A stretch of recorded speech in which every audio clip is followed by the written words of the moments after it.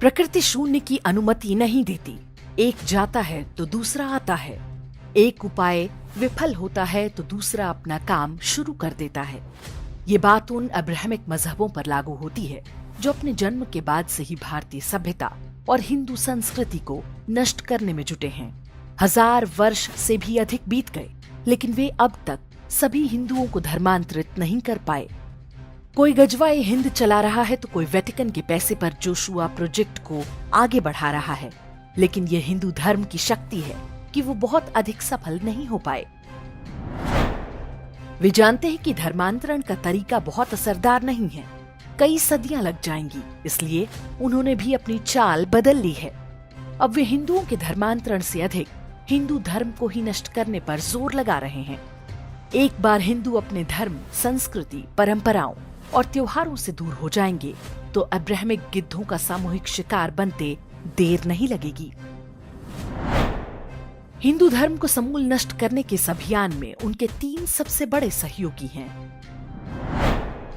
पहला, न्यायपालिका यानी अदालतें, विशेष रूप से वो जज जो ईसाई मिशनरी स्कूलों और कम्युनिस्टों द्वारा नियंत्रित विश्वविद्यालयों से पढ़कर निकले हैं। यही वो जज हैं जो दिवाली और कांवड़ यात्रा बंद कराते हैं, लेकिन बकरीद पर शुतुरमुर्ग की तरह रेत में सिर गाड़ लेते हैं। दूसरा, नौकरशाही यानी ब्यूरोक्रेसी, वे सरकारी अधिकारी जिनकी पढ़ाई लिखाई ईसाई मिशनरी स्कूलों से लेकर जेएनयू छाप विश्वविद्यालयों तक हुई है। भ्रष्टाचार उनकी जीवन शैली का हिस्सा होता है। वे ऐसी व्यवस्था चाहते हैं जो लूट पर आधारित हो। जनता के प्रति जवाबदेही उन्हें अपनी बेइज्जती लगती है। तीसरे, सेकुलर राजनेता यानी पॉलिटिशियन, भारत में सेकुलरिज्म यानी हिंदुओं से घृणा। सेकुलर नेता जानते हैं कि हिंदुओं के रूप में मतदान करने वाले वोटर उनके रास्ते में बाधा हैं। एक साथ इतने हिंदुओं को मार नहीं सकते, इसलिए हिंदू धर्म को नष्ट करना एकमात्र उपाय है। सेकुलर नेता किसी भी पार्टी में हो सकता है, कांग्रेस ही नहीं, भाजपा में भी। न्यायपालिका, नौकरशाही और सेकुलर नेता, तीनों की ताकत है सोशलिज्म यानी समाजवाद। ये समाजवादी व्यवस्था ही है जो किसी देश में गरीबी और बेरोजगारी को बढ़ावा देती है। समाजवाद कागजी डिग्री बांटता है ताकि युवाओं में भ्रम बना रहे कि वो रोजगार के योग्य हैं, लेकिन रोजगार नहीं मिल रहा।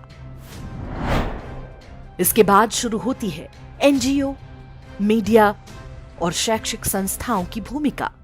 इन तीनों ही संस्थाओं पर प्रमुखतः अब्राहमिक शक्तियों और वामपंथियों का कब्जा है।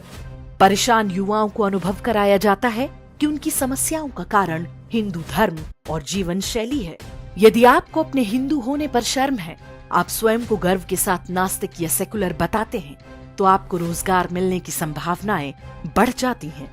एक बेरोजगार की लाचारी सिर्फ वही समझ सकता है जो इससे गुजर रहा हो।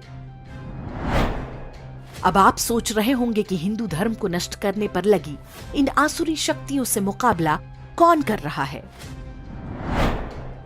पहले, पढ़े लिखे कुछ नौजवान जो इस षड्यंत्र को समझ रहे हैं। दूसरे, वो अनपढ़ गरीब और गंवार लोग जिनकी आत्मा इस धर्म और संस्कृति में रची बसी है। ये दोनों ही पार्ट टाइम योद्धा हैं, क्योंकि उन्हें अपना परिवार और जीवन भी चलाना है। उनके पास कोई संसाधन, कोई अस्त्र शस्त्र नहीं है। किसी भी मुसीबत में फंस जाएं तो कोई बचाने वाला भी नहीं है। समाज में इन्होंने जो जागृति पैदा की, उससे जो लोग सत्ता में आए, वो भी अभी तक किंग कर्तव्य विमूढ़ हैं कि इस चक्रव्यूह को तोड़ा कैसे जाए।